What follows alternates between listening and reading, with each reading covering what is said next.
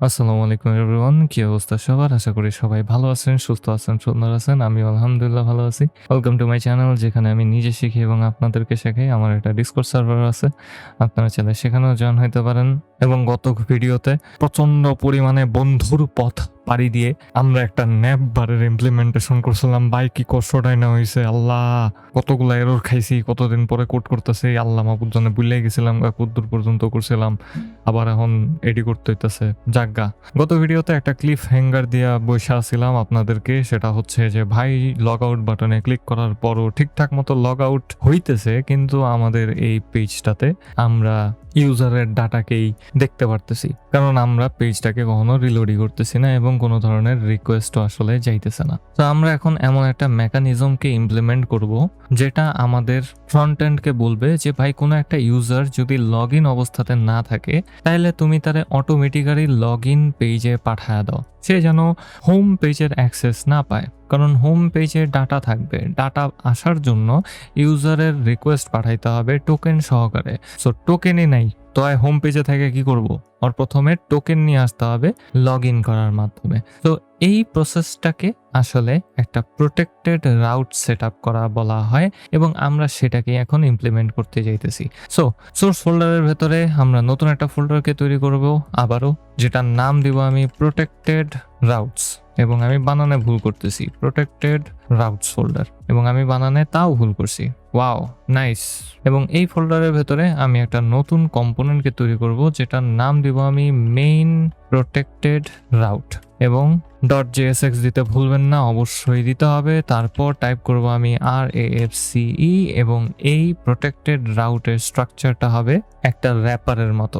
এবং র্যাপারটা কি যদি আপনাদেরকে একটু মনে করায় দেই, আমরা আমাদের অথ প্রোভাইডারটাকে একটা র্যাপার আকারে সেট আপ করছিলাম এবং এই অথ প্রোভাইডারটা আমাদের পুরো অ্যাপ কম্পোনেন্টটাকে একটা চিলড্রেন আকারে পাওয়া যাবে এবং সেই চিলড্রেনটাকেই আমরা পরবর্তীতে আবারও রেন্ডার করতেছি আমাদের অথ কনটেক্সট ডট প্রোভাইডার কম্পোনেন্টের ভেতরে। এবং এর মাধ্যমে আমাদের চিলড্রেনে যাই থাকুক না কেন সেটা আসলে আমাদের এই সকল গ্লোবাল স্টেটগুলোকে পাওয়া যাবে, সাথে সাথে ফাংশন অথবা অন্য কিছু যা আমরা সব জায়গাতে অ্যাভেলেবল করতে চাই সেগুলোকে অটোমেটিক্যালি পাওয়া যাবে। সো এটাকে একটা র্যাপার কম্পোনেন্ট বলা হয়। সো একটা প্রোটেক্টেড রাউটও এরকম র্যাপার কম্পোনেন্টই। সো যেহেতু এটা একটা র্যাপার কম্পোনেন্ট, আমি চিলড্রেনটাকে এখানে নিয়ে নিতে চাই, ডিস্ট্রাকচার করে বের করে নিলাম এবং ফাইনালি আমি চিলড্রেনটাকে ফেরতও দিয়ে দিব।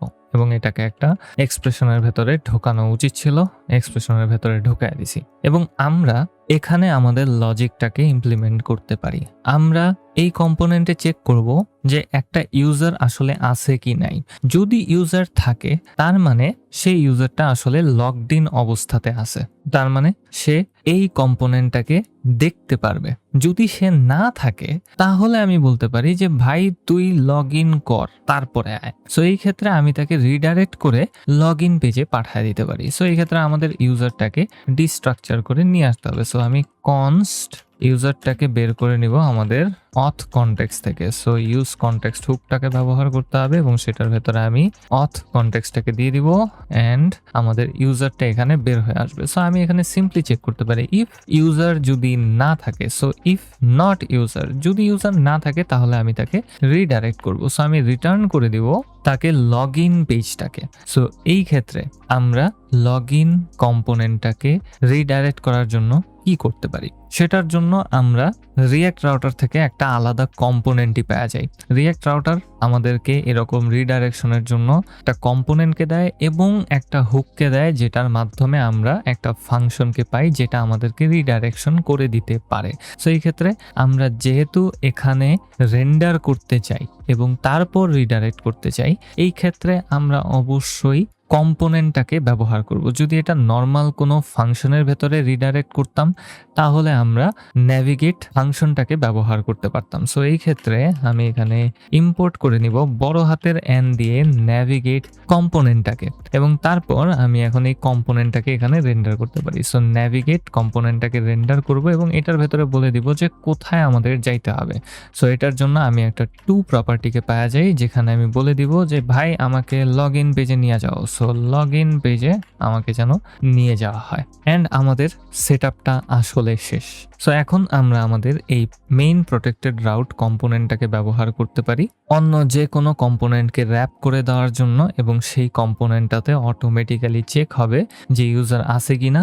যদি ইউজার থাকে তাহলে আমি সেই কম্পোনেন্টটাকে রেন্ডার দেখতে পারবো, আর যদি না থাকে তাহলে আমাকে লগ ইন পেজেই নিয়ে যাওয়া হবে। তো এই ক্ষেত্রে আমি app.jsx এ চলে আসবো এবং আমি চাইলে এখন প্রত্যেকটা আলাদা আলাদা কম্পোনেন্টকে র্যাপ করে দিতে পারি, কিন্তু তা আমি করব না, কারণ আমাদের এই মেইন লেআউটটাই আসলে আমাদের এই সকল কম্পোনেন্টগুলোকে রিপ্রেজেন্ট করতেছে অটোমেটিক্যালি। সো আমি শুধুমাত্র এই মেইন লেআউটটাকেই র্যাপ করে দিব। গত ভিডিওটা যদি না দেখে থাকেন তাহলে অবশ্যই দেখে আসবেন, এবং আপনাদের মাথার উপরে দিয়া যদি যায় এই কথাগুলো, তাহলে আমার একটা 150 ভিডিওর রিঅ্যাক্টের সিরিজ আছে যেখানে আমি এই সকল জিনিসপাতি নিয়ে আরও বেটার এক্সপ্লেনেশনের সাথে কথা বলছি। সো প্লিজ সেই সিরিজটাও দেখে আসবেন যদি আপনাদের রিঅ্যাক্ট রাউটার এবং রিঅ্যাক্টের বেসিক্স ক্লিয়ার না হয়ে থাকে। হেভিলি রেকমেন্ড করব। সো এই ক্ষেত্রে আমি এখানে আমাদের মেইন প্রোটেক্টেড রাউটটাকে নিয়ে আসবো। সো মেইন প্রোটেক্টেড রাউট, এটাকে নর্মাল একটা ট্যাগের মতো ব্যবহার করব, এবং এই ট্যাগের ভেতরে এখন আমি মেইন লেআউটটাকে কাট করে পেস্ট করে দিতে পারি।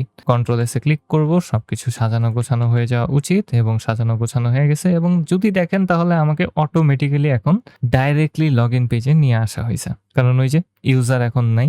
আমি লগ ইন করি, তো লগ ইন করে ফেললাম। আমি বানানে ভুল লিখছি, সো বানান ঠিকভাবে দিয়ে দিলাম, পাসওয়ার্ড দিয়ে দিছি, লগ ইন করলাম লগ ইন পেজে। আমাকে লগ ইন করার পর সুন্দরভাবে এখন আমাকে হোম পেজে নিয়ে আসা হলো। আমি রিলোড করছি, সাথে সাথে আমাকে আবারও লগ ইন পেজে নিয়ে আসা হয়েছে। এমনটা তো হওয়ার কথা না। আমাদের টোকেন কি সেভ হয় নাই ঠিক মতো?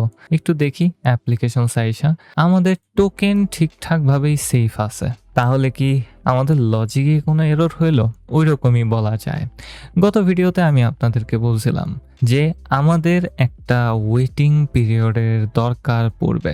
আমরা যখন আমাদের এই ফুল অ্যাপ্লিকেশনটাকে লোড করতেছি তখন অটোমেটিক্যালি গেট ইউজার ফাংশনটা ব্যাকএন্ডে রিকোয়েস্ট পাঠাইতেছে ইউজারকে আনার জন্য। যতক্ষণ পর্যন্ত না ইউজার আসবে ততক্ষণ পর্যন্ত আমাদের ইউজার স্টেটটা নাল অবস্থাতেই থাকবে।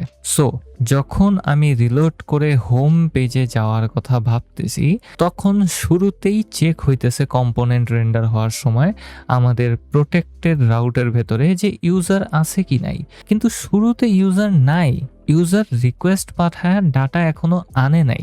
সো এই ক্ষেত্রে সে দেখতেছে যে ভাই ইউজারের ডাটা যেহেতু আসে নাই তার মানে আমাকে লগ ইন পেজে যাইতে হবে, কিন্তু ইউজার তো অলরেডি লগড ইন অবস্থাতে আছে। যদি আমি একটু ইন্সপেক্ট টুল ওপেন করে কম্পোনেন্টসে আসি তাহলে দেখতে পারবো যে ইউজার আসলেই ঠিকঠাকভাবে আসছে। আমি প্রোভাইডারে আসবো, ভ্যালুজে ঢুকবো, এখান থেকে আমি ইউজারে যদি আসি তাহলে দেখতে পারবো ইউজার ঠিকঠাকই লোড হয়েছে, কিন্তু তারপরেও আমাকে এই পেজে নিয়ে আসা হয়েছে। কারণ হচ্ছে এই যে যখন চেকিংটা হয়েছে তখন ইউজার নাল ছিল। সো পেজের রেন্ডারিং স্পিডটা আমাদের ডাটা ফেচ করার স্পিড থেকে বেশি, এই কারণে আমরা লগ ইন পেজে চলে আসছি যদিও ইউজার লগড ইন অবস্থাতেই আছে। সো আমাদের ওয়েট করতে হবে এখন যে ডাটা ব্যাকএন্ড থেকে আসছে কি আসে নাই।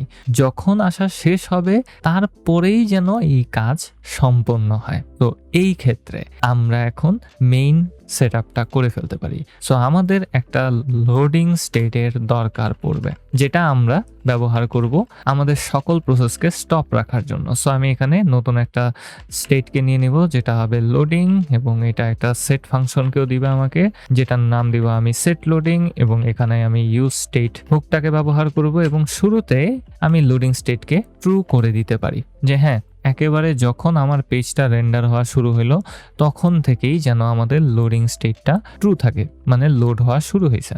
এবং আমি যখন গেট ইউজার ফাংশনকে শেষ করলাম, মানে গেট ইউজার ফাংশন যখন ব্যাকএন্ড থেকে ডাটা ফেচিং করা শেষ হইল তখন আমি চাই লোডিং স্টেটটা যেন ফলস হয়ে যায়। সো এই ক্ষেত্রে আমরা গেট ইউজারের ভেতরেই কাজটা করতে পারি। আমাদের এই ফাংশনের ভেতরে আমি লোডিং স্টেটটাকে ট্রু থেকে ফলস করতে পারি ফাংশনের ভেতরে, অথবা আমি অন্য একটা পদ্ধতিকে ব্যবহার করতে পারি। এবং অন্য একটা পদ্ধতি আমি ব্যবহার করতে চাইতেছি, কারণ আপনারা খুব সম্ভবত আগের পদ্ধতিটা খুব ভালোভাবে করবেন। আমার কথা হচ্ছে ভাই, আপনাদেরকে যত নতুন ইনফরমেশন আমি দিতে পারি ততই ভালো। তো এই ক্ষেত্রে আমি get user function, even almost সকল অ্যারো ফাংশনের ক্ষেত্রে আমরা কিছু এক্সট্রা প্রপার্টিকে ব্যবহার করতে পারি। এগুলো আসলে বিভিন্ন এক্সট্রা মেথডের মতো। আমি যে কোনো অ্যারো ফাংশনে ফাইনালি নামক একটা মেথডকে ব্যবহার করতে পারি, এবং এই ফাইনালি মেথডটা একটা কলব্যাক ফাংশনকে এক্সিকিউট করবে। আমি একেবারে নিচে আসলাম কেন, আমি এই ফাইনালি মেথডের ভেতরে একটা কলব্যাক ফাংশনকে দিয়ে দিব। যখন আমাদের এই গেট ইউজার ফাংশনের এক্সিকিউশন শেষ হইল, তখন আমরা যে কোনো একটা স্টেটকে পাওয়া যাব আমাদের ইউজারের জন্য। হয় ইউজার ডাটা নিয়ে আসবে, না হলে ইউজার নাল থাকবে। ফাইনালি মেথডটার ভেতরে যে ফাংশনটা আমি দিব সেটা উভয় ক্ষেত্রেই এক্সিকিউট হবে। উভয় ক্ষেত্রেই আমাদের লোডিং স্টেটটা এখন ফলস করতে হবে। তো আমি এই ফাংশনের ভেতরে সেট লোডিং ফাংশনটাকে ব্যবহার করব এবং ম্যানুয়ালি আমাদের লোডিং স্টেটটাকে ফলসে সেট করে দিব, এবং এতে করে গেট ইউজার ফাংশনটার এক্সিকিউশন শেষ হওয়ার পর আমাদের লোডিং স্টেটটা অটোমেটিক্যালি ফলসে সেট হয়ে যাবে। এবং আমি যদি এখন রিলোড করি তাহলেও কোনো ধরনের চেঞ্জেস এখানে দেখতে পারবো না, কারণ আমি লোডিং স্টেটকে কখনো আমাদের গ্লোবাল স্টেট আকারে পাসই করি নেই। সো আমি লোডিং স্টেটটাকে পাস করে দিলাম, অ্যান্ড আমি আমাদের প্রোটেক্টেড রাউটে ওয়েট করব যে লোডিং স্টেটটা ট্রু নাকি ফলস। সো আমি ইউজারের সাথে সাথে লোডিং স্টেটটাকে বের করে নিতে পারি, এবং আমি চেক করব যে লোডিং ট্রু নাকি ফলস। যদি লোডিং স্টেট ট্রু হয় তাহলে আমি স্ক্রিনে জাস্ট রেন্ডার করব লোডিং লেখাটাকে, লোডিং ডট ডট ডট। যখন লোডিং স্টেটটা ফলস হয়ে যাবে তখন এটা আর লোডিং লেখাটাকে রেন্ডার করবে না, তারপর চেক করবে ইউজার আছে কি নাই। যদি ইউজার না থাকে তাহলে লগ ইন পেজেই রিডাইরেক্টেড হবে, আর যদি ইউজার থাইকা থাকে তাহলে যেই কম্পোনেন্টটাকে আমরা প্রোটেক্টেড করছি সেই কম্পোনেন্টটা স্ক্রিনে রেন্ডার হবে। এবং এটাই হচ্ছে মেইন প্রসেস, মেইন লজিক আমাদের কোনো একটা রাউটকে প্রোটেক্টেড করার জন্য।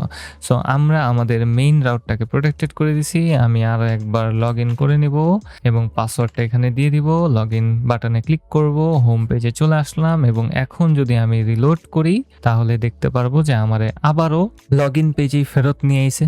কোনো কিছু ফার্স্ট ট্রাই আমি করতে পারি না, বুঝলেন ভাই। সব কিছু ঠিকঠাক মতো আপনা করে বুঝাইছি, এখন আবারও কাহিনী করতে হইব, আবারও ফেরত যাইতে হইব যে কই কাহিনীটা হয়েছিল ওইটা খুঁজে বের করতে হইব। আর কাহিনীটা আমি পেয়ে গেছি গা। কাহিনীটা হচ্ছে এই যে আমি লোডিং স্টেটে চেক করার পরে রিটার্ন করি নাই, তো আমার কম্পোনেন্ট থেকে কখনো লোডিং লেখাটা রেন্ডারই হয়নি। সো চেক হইতেছে ঠিকই, কিন্তু চেক করার পর স্লিপ করা ইউজারের চেকটাও হয়ে যেতেছে। আমি তো সেটা চাই না ভাই। যখন লোডিং স্টেটে থাকবো পুরোটুকু সময় যেন লোডিং লেখাটাই স্ক্রিনে থাকে, সেটার জন্য আমাদের অবশ্যই রিটার্ন করতে হবে, একটা জেএসএক্স এলিমেন্টকে অবশ্যই রিটার্ন করতে হবে। আমরা সেটা কখনো করিনি। তো কি আর করার আছে ভাই, এই তো জীবন।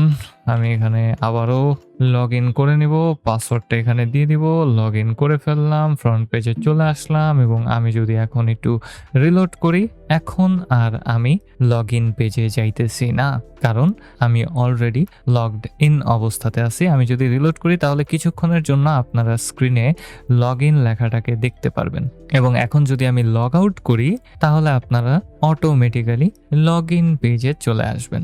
সো লগ ইন এবং সাইন আপ পেজ ছাড়া অন্য কোনো পেজের আপনার কোনো অ্যাক্সেস নাই। আপনি যদি একমাত্র লগ ইন করেন তাহলেই শুধুমাত্র আপনি ওই সকল পেজের অ্যাক্সেস পাবেন, এবং এভাবেই আমরা আসলে প্রোটেক্টেড রাউটসের সেট আপ করতে পারি। এবং এরই মাধ্যমে আসলে আমরা ফ্রন্ট এন্ডের সেট আপ করাটা শেষ করে ফেলছি আমার মনে হয়। ফ্রন্ট এন্ডে এছাড়া অন্য কোনো কিছু সেট আপ করা আর বাকি নাই। আমরা ইউজার অথেন্টিকেশনের জন্য সকল স্টেপস মেনটেন করছি, এবং এখন আমরা আমাদের ইউজারের ডাটাকে ঠিকঠাকভাবে ইউজারের কাছে পৌঁছা দেওয়ার ব্যবস্থাটা করব, এবং আমাদের এখন ব্যাকএন্ডের কাহিনী শুরু করতে হবে। বর্তমানে একজন ইউজার অন্য সকল ইউজারের ডাটাকে ডাইরেক্টলি পাওয়া যাইতেছে, এটা কোনোভাবেই ভালো দিক হইতে পারে না। সো এইজন্য আমরা এখন ব্যাক এন্ডে একটা রিলেশনাল ডাটাবেজের সেটআপ করব, যেন আমরা আলাদা ইউজারের জন্য কোন ডাটাটা কোন ইউজারের সেটাকে স্পেসিফাই করতে পারি এবং আমাদের টেবিলের মাঝখানে একটা রিলেশনশিপের ব্যবস্থা করতে পারি। এই সকল জিনিসপাতি নিয়ে পরবর্তী ভিডিওতে আপনাদের সাথে আবারও কথা হবে। যদি ভিডিওটা ভালো লেগে থাকে একটা লাইক করেন, একটা কমেন্ট করেন, একটা সাবস্ক্রাইব করেন, কারণ সাবস্ক্রাইব করলে আমার ভালো লাগে, আমার মনে শান্তি লাগে। পরবর্তী ভিডিওতে আবারও কথা হবে।